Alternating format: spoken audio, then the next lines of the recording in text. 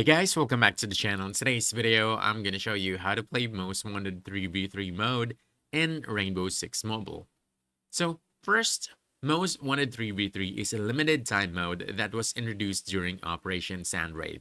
It's not a permanent mode, which means it rotates in and out of the game and is currently not available. But it could come back in future events. Now, here's how the mode works. It's a fast-paced 3v3 and the main objective is very different from the usual bomb or secure modes. Instead of planting or defending, the goal here is all about becoming and surviving as the most wanted. As soon as the player gets the first kill, they become the most wanted. Once that happens, their position is revealed to everyone on the map. If you're the most wanted player, your job is simple. Stay alive as long as possible.